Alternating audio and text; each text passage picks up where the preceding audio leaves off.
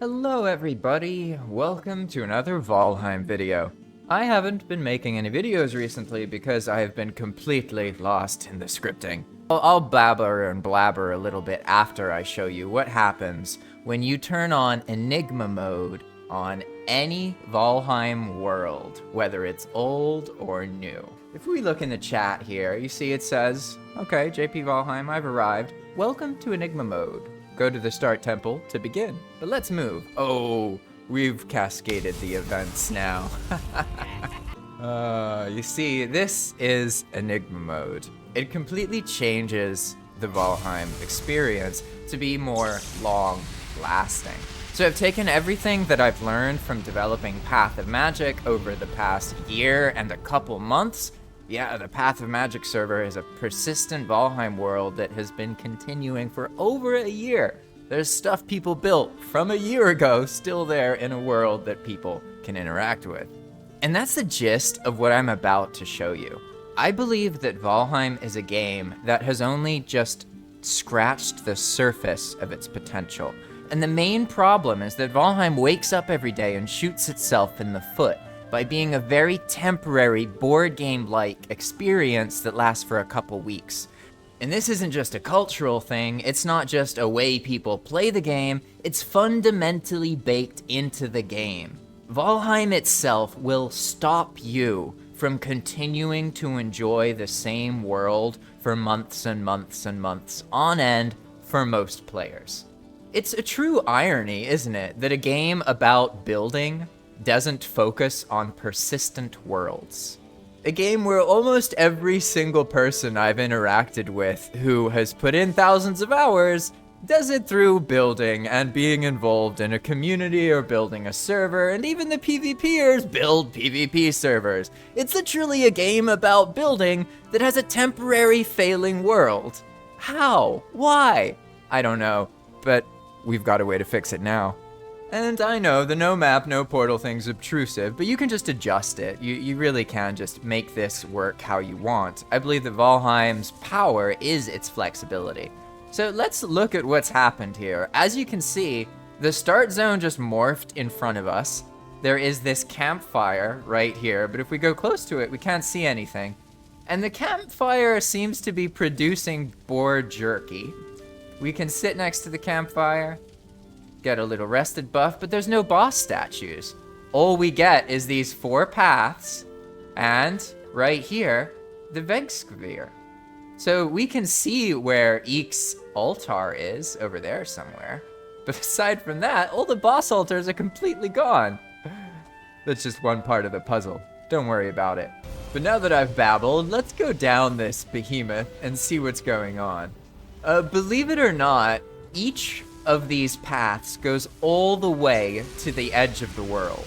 It clears the terrain, it does all sorts of stuff. So let's try and get a little bit ahead and see what the front of the path looks like right now. So here we are. I actually have to fly because the path builds itself for the most part faster than a player can move. And it moves in front of the player. This means that the players have to explore the path in order to push it through the world. And I know it may look a bit weird, but believe it or not, there are reasons for every little thing that you'll see, every little detail. And this is essentially what will happen. The path will stop when the player is no longer nearby, as you saw there, but then when the player gets close enough, it just reactivates the mechanism and it just keeps building. Now, when it's over ocean, there's a lot of things that need to be kept in mind. For example, there's a lot of sailing in Valheim, and the ocean's not normally flat. It's sometimes storming. And sometimes the wind and the waves are super, super intense. You can get really big waves, right? And that being said, there's also a really big, giant boat. So every time you go over the ocean, the path has to be big enough for these huge boats to get underneath without causing inconvenience. But this comes at a cost, because when the path is up high in the sky, how is the player supposed to get there? That's why the path actually has to dip up and down. It has to get close to the terrain and then go further out. It has to have a give and a take so that it doesn't always block the boats. Like right now, for example, this would block a Drakkar from sailing by because it's technically in the Black Forest. But as soon as it crosses into the ocean, then it notices it's the ocean and it makes a little spot that the Drakkar could sail through.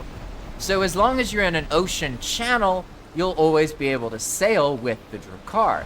And if you're making a procedural path-making system that covers the entirety of the Valheim world, you have to keep in mind all of the different ways that people are going to use these paths. As an example of that, we can see that the path can't just be built. It has to actually remove certain objects, otherwise it gets completely cluttered and it doesn't function as a path. And then it needs to follow the terrain. So when the terrain goes up, it also goes up. This way it remains viable as a useful path. And if we turn around and look at the path that has just been produced, we can see that on the approach up the terrain, it actually stays pretty close to the ground. And this is done on purpose. It's so that the player has access points. Because the player's going to be on the ground. They're just going to see this thing building unless they're actually up in it. They're not always going to be able to just get in it. So the player needs a way to be able to make like a basic little building piece so that they can get up onto the path. And that's why sometimes the path has to come close to the ground. And you'll notice that on the approach, it's close to the terrain, but then as it leaves the terrain, it stays far away. And knowing this pattern allows you how to understand how to get the most out of the paving action. And another reason for this is because it creates variety in the paving system. You don't want a world where all the boats are blocked because there's a bunch of paths blocking the water, but you also don't want a world where all of the paths are super high up all the time. That's why the paving system itself has to be reflective. And I will say, I would not have been able to do this at all without Dakkar. Dakkar is the one who made the mathematics and the core of the script. The magic it's doing, where it's looking at how far away from the terrain it is, it's looking when it's in the ocean, it's about to go up into the air because it's up in the ocean, right? So it's noticing these things all because of Dakkar's magic. I am not that capable, but I am capable of copy-pasting magical parts and adding depth and complexity to them. For now, let's just follow the path a bit in its glory. Honestly, I really love watching it work. It's just so cool. Here we go. It looks like we're finally gonna get lucky. As you can see, that is a very ominous looking mountain. There's no way you can build a staircase fast enough to meet the altitude of that mountain. But watch how the path handles it. It's pretty incredible. I honestly didn't know this was possible, but then Dakkar showed me and it completely blew my mind. You know how Valheim doesn't have caves? Well, just give it a little bit here. You know, it gets a little bit laggy at first, so let's let it work its magic. I know that it's still not a true cave, but instead, you can just spawn a bunch of stuff inside of it, so it appears as if it's a ravine, right? And you do get some weirdness, like there's no way to change this. This is just the interior of the mountain that loads when you're really far away, that's underneath the terrain, but you just run through it. There's literally no way to get rid of it, and it's only viewable from one side. That's just how the renders happen. There's no way to change it. But this is what the cave itself actually looks like. And if you peek up there, you can start to get a sense of what's happening here. So basically, this Pather has gone through the world, right? And just wrecked through this whole mountain. And then it's hidden that by just spawning a bunch of assets inside the mountain, right? And we're gonna get a bit laggy in a moment here, and it's because it noticed, the player's walking and there's no pavement. So it makes all the pavement, and then it's fine. There's no lag after that, right? So there's still a little bit here and there that I want to work on, you know, but honestly, I think it's awesome. I love that the cave isn't fully cave-like, right? So there's these gaps where you can like get through or build something or the like. And then if you've noticed, there's all these resources along the side. And believe it or not, this is just the top of the surface layer. There's actually a bunch of hidden stuff that's buried here. Copper, tin, silver, all sorts of metals, treasures that you don't really see. But what you do see are these very glaringly obvious Ashlands things, right? So let's just make sure I am in fact in God mode, and you're gonna see why I put them here. Because it seems a bit out of place. It draws the player's attention, right? But then you blow it up and you're like, oh, there's all this other stuff here. And that increases the chance that the player realizes, oh wow, you could like build out in this cavern. And I have a feeling that this will help give more variety to the mountain biomes, while also adding a really cool paving system to the world. It's very much a multiple birds with one stone kind of situation. And keep in mind that every single one of these tunnels has an exit and an entrance, because really it's just a line cut right through a mountain. So some of them can be really, really long. And what I've found is that they often end in mistlands. So you end up with this interesting mountains mistlands dynamic. One of my main driving motivations for making this auto-paving system, and my experiences with Valheim in general on Path of Magic, the public server that anybody is free to join, has been that Valheim is an incredibly beautiful game with many incredible scenes and vistas and gorgeous biomes, lighting and color done very well. The problem is those fucking portals, man. I hate the portals. I know you like the portals, but I hate the portals. They just take the Valheim out of the Valheim, and you don't do this kind of stuff. You don't run down these awesome epic paths, seeing beautiful, epic, gorgeous views because the portals. Anyway, what I'm trying to get at is that Valheim is a really, really beautiful game. But one of the problems is that that beauty isn't very accessible. So I believe that by making an auto-paving system, we don't remove the joy of building from players, we actually enhance it, allowing them to more easily find inspiring areas where they can build, where they can really experience the beauty of the 3D Valheim world. So I asked myself, what was missing? What was stopping people from getting more of those moments? And I think a lot of it has to do with paths, just having paths that take you from biome to biome to biome. And that's what this enigma system does. It makes an elaborate pathing system that keeps boats in mind and paths between every biome in Valheim. You can find paths over the Mistlands, the Ashlands, the Deep North, the Plains, the Black Forest, the Meadows, the Ocean, even all the way to the end of the world. So it begs the question, what does happen once you reach the end of the world? But before I do that, let's take a little bit to see what it's like paving through the Ashlands. Because this is a great point for me to segue into something that I can already hear brewing within some of you watching. Doesn't being able to just run anywhere you want completely ruin the progression of the game? In all honesty, I can get why you might feel that way, and a lot of people do feel that way. But in practice, once you actually do it, I would wager that it's incredibly fun, especially when done on no map, no portal. Because no map, no portal mode is basically a self-limiting force. You can explore, but you're just gonna get killed, and then you'd have to go all the way back there to get your stuff. So inevitably, your progression down the path becomes a whole new kind of progression in itself. A progression that I believe is more focused on the enjoyable parts of Valheim. The idea is to make Valheim show itself better in the long run.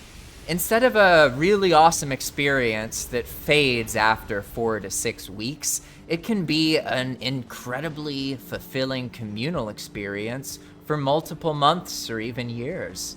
I believe that it's all about just making a world that is interesting and long-lasting enough for players to enjoy. And this is where I'm gonna rant to you a little bit about the Ashlands itself and some cold, harsh lessons that I've learned personally about Valheim. As a person who absolutely loves the game and has loads of respect for Iron Gate, and would even be happy with them if they just effed off and never released anything else. They've already done so much that I'm eternally grateful. But that being said, I do see how there are some very serious fundamental problems with the way Valheim is handled. It is a game that unfortunately has been developed so incredibly slowly that players often, usually, end up feeling some level of betrayed. And in all honesty, I know these things. I know that things take forever. But I still felt betrayed when Iron Gate revealed that there's no way that Deep North is coming out this year, and that it's coming out in 2026. Like, I understand, and I have a lot of sympathy for Iron Gate, but at the same time, like, when you make a game, you're responsible for how people play the game. And I get that there's people out there who will just defend Iron Gate no matter what and say that blah, blah, blah, blah, you know? But I think that we're being kind of naive when we just blindly defend them. Because on one hand, they have done something really, really powerful and creative. But on the other hand, if you want to experience the powerful creativity, you absolutely have to use mods. They made a sort of half-finished game that is developed incredibly slowly that the modding community has made into an incredible masterpiece. Let's be real. I love Iron Gate, but they fucked up. Like, they really have fucked up. How slowly they develop their public relations, like, it's a mistake. It's definitely not the kind of thing I want to do as a game developer. And honestly, that's one of the reasons that inspired me to work on Path of Magic and Enigma. That's this rant that I'm telling you about Ashlands later on in this video. The cold, deep, dark truth about Valheim. It's never going to be popular again because of anything that Iron Gate does. Unfortunately, even though Iron Gate created Valheim, they also are Valheim's greatest limiting factor. And I don't know them personally. I don't understand the situation. I don't know what happens to a team of 5 people that makes it develop 2 years for a single biome that has no quests or any kind of manual placement of things. Like, don't get me wrong, I love it. I love Valheim. I love the Charred Fortress. I love the fact that it was so vacant and empty because it allowed me to put back all the cool stuff that they took out of it. But I feel like at this point, given how much I love this game, I would be misleading those of you who watch me if I didn't address that it seems that there are very fundamental problems with Iron Gate as a company. And for me, that's really hard to admit because there's a lot of things about Iron Gate that I love so much. Like, I love that they take breaks. I love that they actually value working slowly on things, and they're not this huge corporate culture of things. But at the same time, I see that this is now becoming an image. They've produced board games and Xbox variants, and probably are going to have PS2 variants of games before they do anything about networking issues. They claim it's a multiplayer game when they just scoff at the idea of fixing the basic multiplayer issues with crossplay that have been present since the very beginning of its release. And that's what's just shocking for me. Like, and I don't know how to express this, so I'm not gonna go down this path of making more content about this. Because on one hand, yes, I absolutely love Iron Gate. I love what they do, and I'm not really gonna diss them, right? At the end of the day, I'm happy with them. But that being said, I'm not gonna idolize them either. And I see that they are very disrespectful to their players, just in a way that, again, I don't think it's purposeful. I don't know them personally, I can't tell you. But I can see from a game development perspective, they didn't fill their shoes.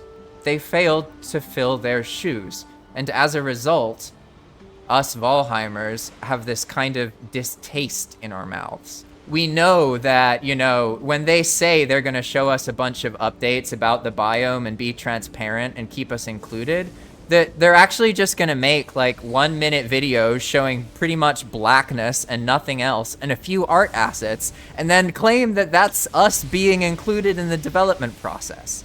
And even the criticism that others used to have against them that I defended them against. For example, I used to say that they're not a sellout. They didn't take the money and then just change. But ultimately, what's happening? We're getting Valheim board games. We're getting Valheim for Mac. We're getting Valheim alternatives before the basic core functionality with networking is fixed. You know, they just don't care. And like, that's the thing. They don't care about us server people. They literally don't care. And that's why people resent them. Because we can tell. We know that Valheim doesn't even actually have mod support. That's a misconception.